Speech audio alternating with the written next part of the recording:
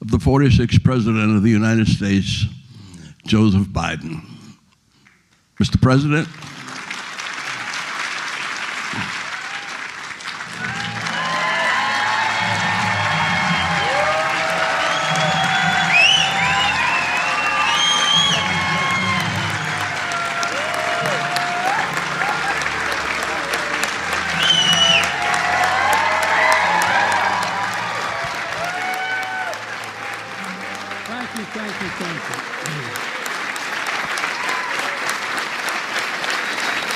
Thank you. Thank you.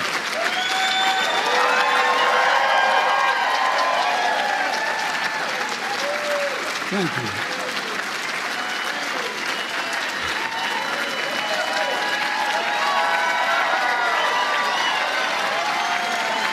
Thank you, thank you, thank you. Really. Thank you. Please. Please. Thank you, Mr. Ambassador. Mr. Ambassador, thanks for that introduction, and above all, for your friendship over the years. There's literally one word that comes to mind every time I think of Andy Young. The word's integrity, absolute integrity. And thank you to the Johnson family for carrying forward the legacy of a truly great president and first lady. Your mom was incredible as well.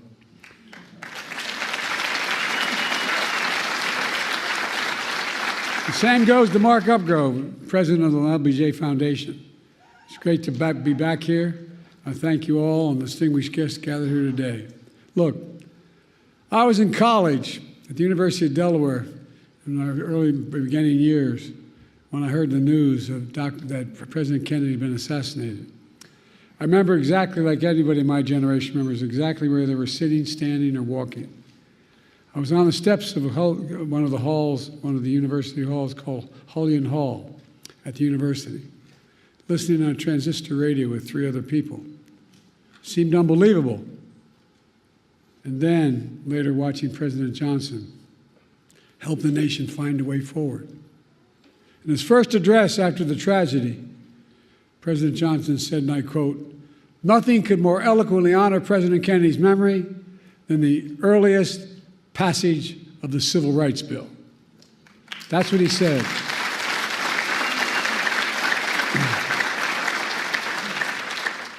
As a kid coming up, I always admired President Johnson for his public service, whether it was a school teacher in South Texas, master of the United States Senate, historic vice president and president. His philosophy was simple. In a great society, no one should be left behind. He'd say, it's time for us to come to see that every American gets a decent break and a fair chance to make good. And as Andy Young said, President Johnson met repeatedly with the civil rights leaders and built a coalition to bring that vision to life. And he did. He brought it to life.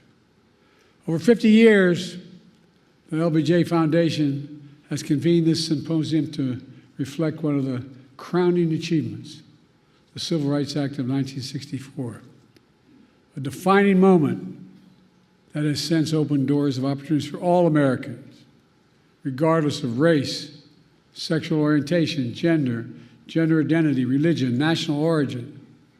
Together with the Voting Rights Act and the Fair Housing Act, these 3 landmark laws he signed are remarkable in their scale and their scope.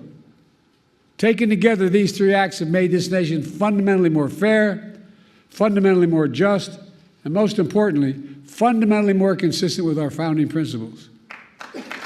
For real. And we're a better nation because of them. We must be clear.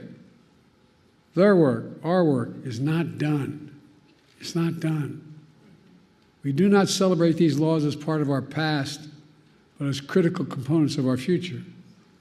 President Johnson understood what President Lincoln understood in his own time, that the courts would determine the scale and scope of our laws. Over 100 years after the Emancipation Proclamation, President Johnson vowed, in his words, to do this job that Lincoln started, by challenging the court to live up to its constitutional responsibility. He did that by nominating Thurgood Marshall as the first black justice of the Supreme Court.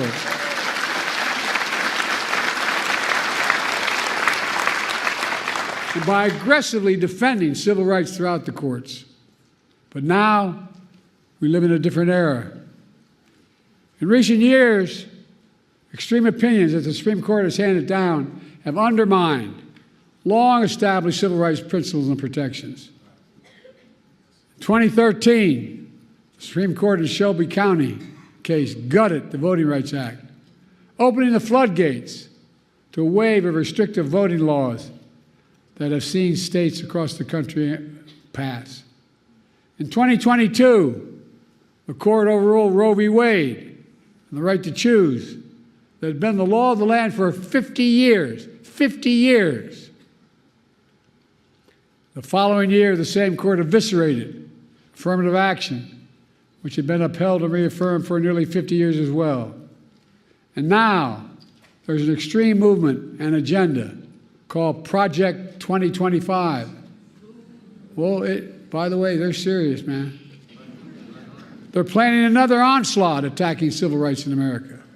For example, Project 2025 calls aggressively attacking diversity, equity, and inclusion across all aspects of American life. This extreme MAGA movement even proposes to end birthright citizenship.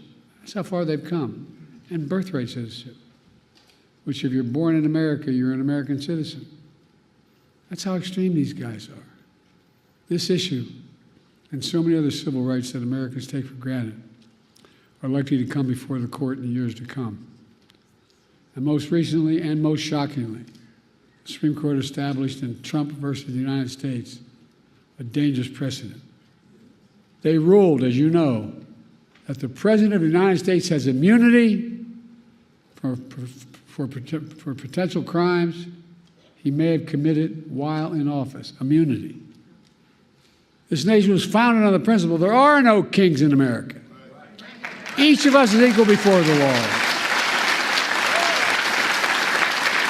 No one is above the law. And for all practical purposes, the court's decision almost certainly means that a president can violate their oath, flout our laws, and face no consequences. Here's what Justice Sotomayor, Supreme Court Justice, wrote in her dissent, and I quote, "Under the majority's reasoning, the president now will be insulated from criminal prosecution, orders a Navy SEAL team seeks to assassinate a political rival, immune, organizes a military coup to hold on to power, immune, takes a bribe in exchange for a pardon, immune. In every use of official power, the president is now a king above the law." Just what Justice Sotomayor wrote in her dissent. Folks, just imagine what a president could do in trampling civil rights and liberties given such immunity. The court's being used to weaponize an extreme and unchecked agenda. This decision is a total affront to the basic expectations we have for those who wield the power in this nation, that they are expected to be wholly accountable under the law. The president is no longer constrained by the law, and only limits on abuse of power will be self-imposed by the president alone. That's a fundamentally flawed view and a fundamentally flawed principle, a dangerous principle. On top of its extreme decisions, the court is mired in a crisis of ethics. These scandals involving the justices have caused public opinion to question the court's fairness and independence that are essential to faithfully carrying out its mission of equal justice under the law. For example, there are documented reports of a decades-long effort to reshape the judiciary, including the Supreme Court backed by shadow special interests that also support Project 2025. Undisclosed gift to justice is worth hundreds of thousands of dollars from wealthy benefactors who have interest before the very court they're contributing to. Conflicts of interest from those connected to January 6th insurrectionists. And a blatant attack on nominating and confirming justices of the court itself. Do you all remember when Justice Scalia died in February of 2016? And the Republicans blocked the president's nomination, President Obama's nomination, to fill that vacancy for nearly a year by making up an entirely new standard that there be no confirmations of the court during an election year. But then, when Justice Ginsburg died in 2020, Republicans rushed through the President Trump's nominee at the very same time votes are being cast in an election that Trump would lose. It's outrageous.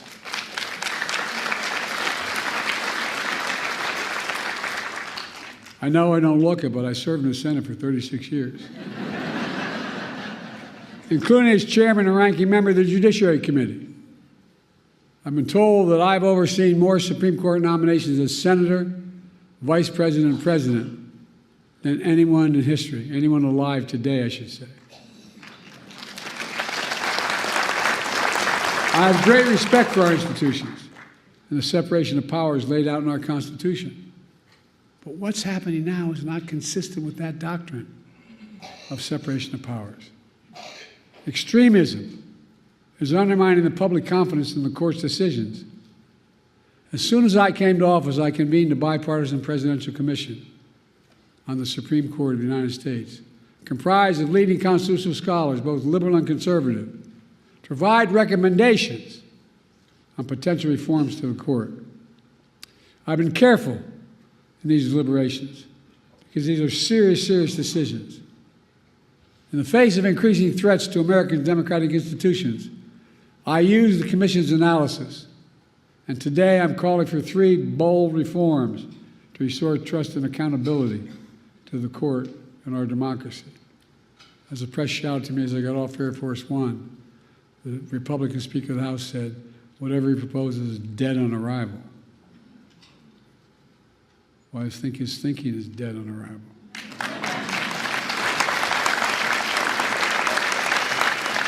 First, I'm calling for a constitutional amendment called No One is Above the Law Amendment.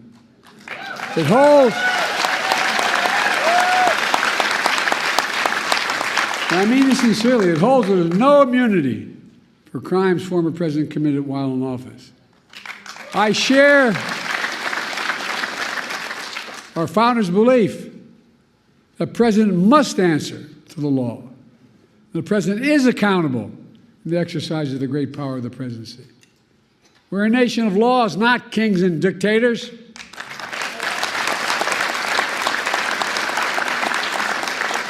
The decision can be boiled down to the title of one case, Trump versus the United States.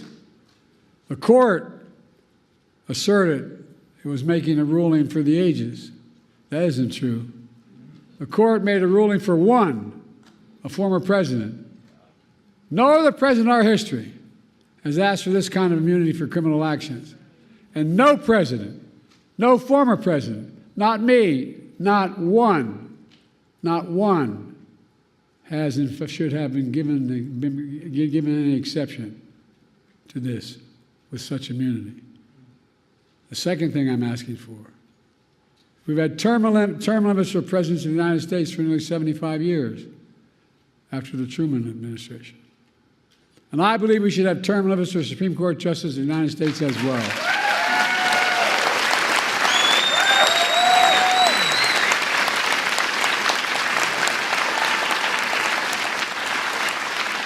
In fact, the United States is the only major constitutional democracy that gives lifetime seats in their high court. Term limits would help ensure that the court membership changes with some regularity. That would make timing for the court's nomination more predictable and less arbitrary.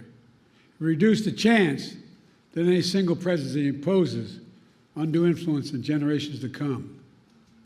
The bipartisan commission I convened analyzed various term limit structures. Based on their report, I believe the best structure is the 18-year term limit.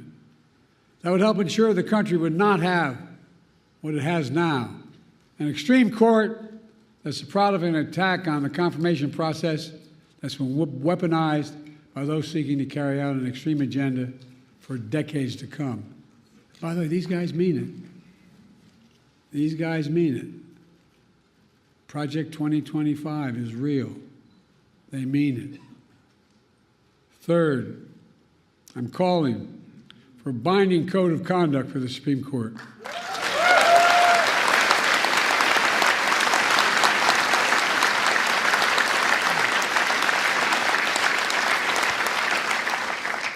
Supreme Court's current ethics code is weak and, even more frightening, voluntary. Any code of Congress must be enforceable. Under the reform I propose, justice would be required to disclose gifts, refrain from public political activity, recuse themselves in cases in which they or their spouses have a financial or other conflict of interest. Most people don't realize that Congress passed a law decades ago that says all federal judges, including Supreme Court justices, have to recuse themselves in such cases. But the current justices insist on enforcing that requirement themselves without any public oversight or compulsion. See, that's their decision. They don't have to tell us how they made it. That might work if the court was actually enforcing those requirements, but they are not. The court is not self-policing. The court is not dealing with the obvious conflicts of interest. We need a mandatory code of ethics for the Supreme Court, and we need it now.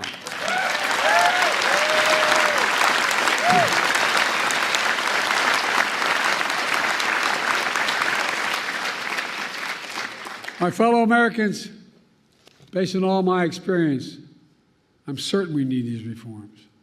We need these reforms to restore trust in the courts, preserve the system of checks and balances that are vital to our democracy. They're also common sense reforms that a vast majority of the American people support, as well as leading constitutional law scholars, progressives, and conservatives. I look forward to working with the Congress to implement these necessary reforms. A number of members of Congress are here today. Let me close with this. President Johnson signed the Civil Rights Act of 1964 just 2 days before the 4th of July. He said in that bill signing, and I quote, "This is a proud triumph, yet those who founded our country knew that freedom would be secure only if each generation fought to renew in largest meaning," end of quote. That's what I've tried to do throughout my career, inspired by the cause of civil rights.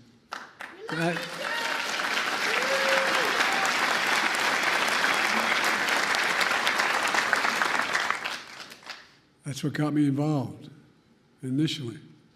My state was a state that was segregated by law. We were one who, only reason we didn't fight in the side of the South, we couldn't get there. I'm serious. What motivated me to be a public defender, a county councilman, I'll never forget, I had a good job with a big trial firm. And in Delaware, you have to study for the bar for 6 months before you're allowed to take it. And in the meantime, I was studying for the bar. That's when Dr. King was assassinated. We're the only state in the nation, city in the nation, that had the military stationed on every corner with drawn bayonets for 10 months, insisting, because we had a very conservative Democratic governor.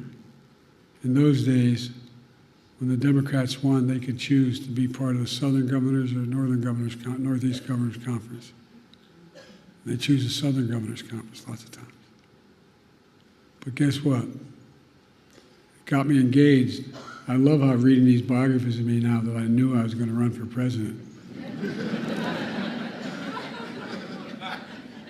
I remember walking in to the public defender's office, which was part-time at the time, and asking for an application because I wanted to join the public defender's office. And he looked at me, his name is Franny Kearns, he said, "Don't you work for Pickett Warburton Sanders?" I said, "Yeah." He said, "Why the hell would you want to do this?" Not a joke. But I said, "Let me do it." I became a public defender. Folks, here's the deal. Because I got engaged like a lot of you do, whether you run for office or not. You get engaged and you want to change things. So I kept trying to change the Democratic Party in my state, which is very conservative. And then a group of people came to me, as my senator knows, Chris Coons, came to me and said, "Look, we want you to run for state senate." I said, I can't. I can't go to Dover all the time. I'm just starting a law firm. I'm a part-time public defender. And then they came back to me and said, "Why don't you run for the county council?" I said, I can't. They said, "You stupid SOB, it's right across the street there." I'm serious. Meets only twice a week. So my sister, my best friend, managed my campaign, and we picked a district that we couldn't possibly win. No Democrat had ever won. But my problem was I had my sister doing my campaign. And we won. Next thing I know, I was part of a group assigned as young senators, young elected officials, to try to bring the party around to get someone to run for the United States Senate. And I was put on a commission. When you're the young lawyer, you get to turn the lights on and off after every meeting. And so I remember going down to the Democratic convention, off year, in Dover, Delaware. And after the afternoon session, went back and I was in my room. There's a nice motel you just drive up to, get out, walk in your door there. And you know, an 8x10 bathroom, a shower, and a stall. And I had my towel around me and the shaving cream on my face, and they were bam, bam, bam at my door. And I thought it was the guys that came down with it. The guy was had a talk show named Bob Cunningham, was a big civil rights guy, and two others. So I thought it was them. I walked, opened the door. There was a former governor, former Supreme Court justice, swear to God, the state chairman, and the former congressman. And they said, "We just had dinner." Well, I said, "I'm sorry, gentlemen." And I walked in, I ran to the bathroom, shake the shave grip, thinking I could put something on. There wasn't anything there. I walked back out with a towel. I'm standing against a nail, a desk nail to the wall, and they're on the beds that are nailed to the headboards are nailed to the wall. Four of them sitting across. I said, "Joe, we were thinking you should run for the United States Senate." I said, "Gentlemen, you serious?" And they went on and made their case. I hope all of you had a professor as enlightened as mine. I had one professor named Dr. Ingersoll, my political philosophy professor, at the University of Delaware, which is between Dover and where I was going home. So I called him, I could stop by and see him. And I said, "What do you think I should do?" He said, "Joe, remember what Plato said." I'm thinking, what the hell did Plato say? Seriously. So Plato said, "The penalty good people pay for not being involved in politics is being governed by people worse than themselves." And home, I spoke to my deceased wife. She said, "Look, Joe, you're working 40 hours a week trying to set up a law firm, and you're working 40 hours a week as a public defender. Get in or get out." Next thing you know, I was running. We won Nixon won my state by 60% of the vote. We won by a staggering 3,800 votes. My point is,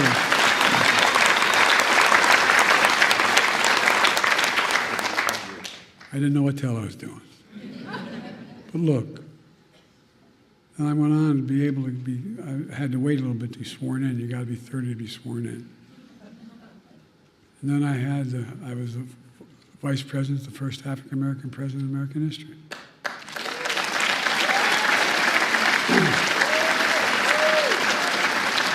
Now I'm president to our first woman vice president.